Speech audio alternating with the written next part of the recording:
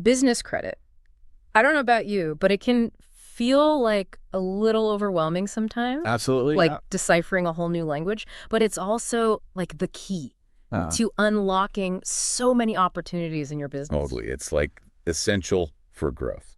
So today we are diving deep Yeah. into this presentation from Bam Mays. Oh, good one. He's a credit and funding expert and founder of buybadcredit.com LLC. So you know he knows his stuff. Oh, for sure. Yeah. He's like the guru. We're going to get some clarity today and actionable advice. You ready? I am so ready. Let's do it. Okay.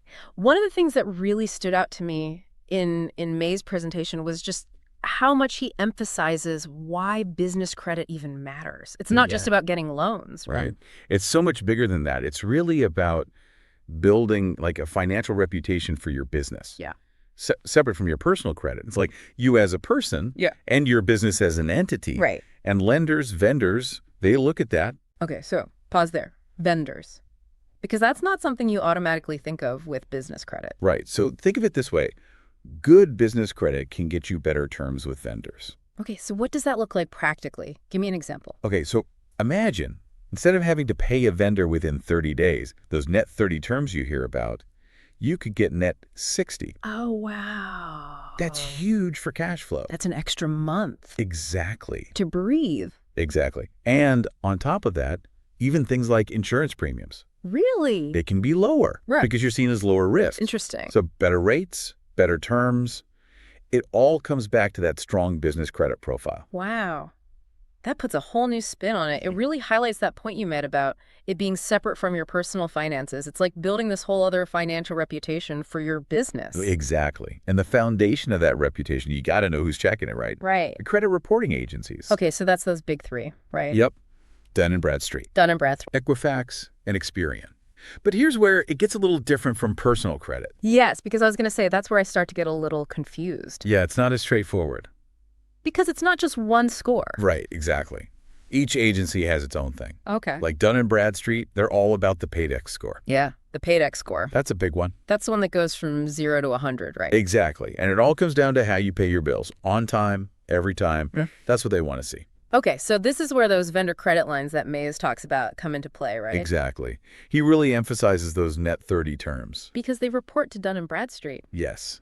And you need at least 4 of those reporting to even generate a Payex score. So like my suppliers, or what kind of vendors are we talking? All sorts. Utilities, office supply companies. Mays actually gives a list, which is super helpful. Okay, so he's giving you a head start. That's great. But why 4? Is that some like magic number? It's not magic, but it's their threshold. Yeah. 4 vendors reporting, that's when they really start paying attention. Got it. So that should be like priority number 1 for anyone who's serious about building their business credit. Absolutely. It's the foundation. Okay. This is making so much more sense already. So I've got my vendor account set up. They're reporting to Dun & Bradstreet. What's next? Okay, well, before we jump ahead, there's something else about the Payex score and really all of this that Mays emphasizes. Consistency. Consistency, yeah. Okay. Because honestly, that's something I struggle with personally. Oh, tell me about it. So I totally get why it's a big deal for business credit too. It's huge. But break it down for me. Why is it so important in this context? Okay, so lenders, they're looking for any little thing that might seem off, especially with business credit. Right. They want to see that you're on top of things, that you're organized. So if my business name is like slightly different on my bank account than it is on my vendor application? Red flag. Ouch. Okay. So it's not just about having the right info. It's about making sure it's exactly the same everywhere. Exactly. Man. Okay. I'm adding that to my to-do list right now. Double check all my business listings. It's worth it, trust me. Okay. So we've got our ducks in a row with consistent information. The 4 vendor lines are reporting. Check. What's next? What's the next strategic move? Okay, so Mays, he says revolving credit is where you go next. Revolving credit. So like... Think retail store cards. Oh. Home Depot, Staples. Those kinds of things. Exactly. Aim for about 5 of those reporting. Before you even think about... Before you even think about the big leagues, yeah. The big leagues, meaning... Visa, MasterCard, Amex. Oh, okay, the credit card. Exactly. Because those require a really solid track record. Okay. And if you go for them too early, it can actually backfire. Interesting. So it's like leveling up. You got to build that foundation before you go for the boss level. I love that analogy. That's exactly it. Okay, so we've got our vendor lines. We're working on those retail cards, leveling up our business credit score. You got it. But we haven't talked about the other two credit reporting agencies yet, Equifax and Experian. Right. We've got to cover those. What makes them different? What do we need to know to keep those scores looking good? All right. So let's start with Equifax. Okay. They're a little interesting because they use a couple of different scores. Okay. First up, there's the payment index. Payment index, okay. Kind of like the Payex Score. It focuses on your payment history. So another 0 to 100, higher is better situation. Exactly. You got it. Okay. But here's where it gets a little different. They also have a credit risk score. Okay, a credit risk score. And this one, lower is better. Oh, interesting. So the lower the score, the less of a risk you are. You got it. Okay. So what are they looking at for that score? They consider your company size, Mm-hmm. how much credit you have available, how old your oldest account is, and even what they call non-financial transactions. Non-financial transactions? What even is that? That one's a little vague, even in the presentation, to be honest. Okay.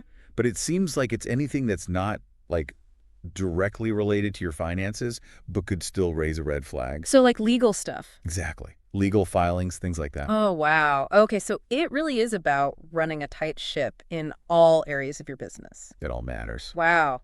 Okay, so we've got the payment index, the credit risk score. Anything else with Equifax? One more. The business failure score. The business failure score. Okay, that sounds a little ominous. I know, right? What is that one all about? Basically, it predicts how likely your business is to close within a year. Oh, wow. Okay, so lower score is good there, too. You want that low score, definitely. Right. Less risk, you know. Makes sense. What are they looking at for that one? What makes or breaks a business in their eyes? Age of your accounts, how much of your available credit you're using, late payments, and yeah, those non-financial transactions come back into play. They're really digging deep. Okay, so we've got Dun & Bradstreet, we've got Equifax. Layering it on. That brings us to Experian. What's their whole deal? Experian, they like to keep it simple, at least on the surface. Okay. They also have a 0 to 100 business credit score range. Okay. Higher score, lower risk, same idea. Got it. But how they calculate it, that's where things get interesting. Okay, Experian and their simple 0 to 100 score, you're going to tell me there's a twist. There's always a twist. Right. I knew it.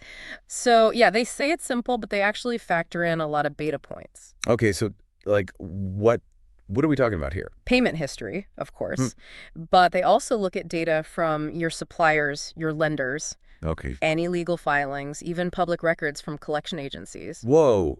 So it really is like the bigger picture. Exactly. They're trying to get a full 360-degree view of your business. They are not messing around. Okay, that makes sense. But with all that data, I imagine it must be tough to like start from scratch with them. That's the thing. Even if you're doing everything right, you might initially fall into like a medium-low risk category. Right. If you're a new business, simply because you don't have a long history yet. So even with good practices, it takes time. Exactly. Patience is key. It's a marathon, not a sprint. Okay, so no matter what agency we're talking about, it's about the long game. Absolutely. Building that reputation takes time and consistency. Okay, so much good information. We've got Dun & Bradstreet, Equifax, Experian, all these scores, all these factors. It feels like a lot to manage. It's definitely a lot to keep track of, but the key is understanding how each agency works and tailoring your strategy accordingly. Right, makes sense. Okay, there's one more thing I wanted to touch on from May's presentation. Yeah, let's do it. This whole idea of alternative financing, because it seems like there's this whole other side to the credit world. Totally. And that's where your personal credit can really come into play, Yeah. even if your focus is building business credit. Okay, so connect those dots for me. How does my personal credit impact those alternative options? Okay, so say your business credit is still like in its early stages, but your personal credit is great. You got like a 680 FICO score or above that can actually open doors to unsecured lines of credit, even high-limit business credit cards. Really?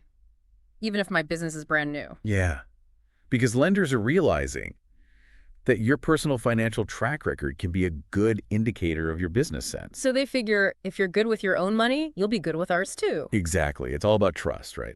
That is super encouraging. Okay, that makes a lot of sense. So even if we're working on building business credit specifically, it's not like we're starting from zero if we've got a good personal score. Right. It all ties together. Okay, so we've got traditional business credit building, we've got alternative financing. It seems like things are changing so rapidly in this world, don't they? Oh, for sure. With fintech and online lenders popping up, it's a whole new ballgame. So are these strategies that we talked about today, are they still relevant in this new landscape? That's the million-dollar question, isn't it? Right. And honestly, it's too early to say for sure. Yep. Some things will always be important, like building a good reputation, paying on time, the basic... Wait, those never go out of style. Exactly. But the specific tactics, those might evolve. Right, so we have to be ready to adapt. Exactly. Be adaptable, stay informed, and you'll be in good shape. That's such a good point. Okay, this was a fantastic deep dive. So much valuable information from Bam May's presentation. He's a great resource. He is, and thanks to you, we've got all this context now about how it all fits together in this evolving world of business credit. My pleasure, honestly. I love talking about this stuff. Well, it's so important. Okay, so for everyone listening, think about this. How do you see this all changing? What new opportunities or challenges are on the horizon? Keep those questions in mind as you build your own business credit success story. Until next time, happy building. Happy building.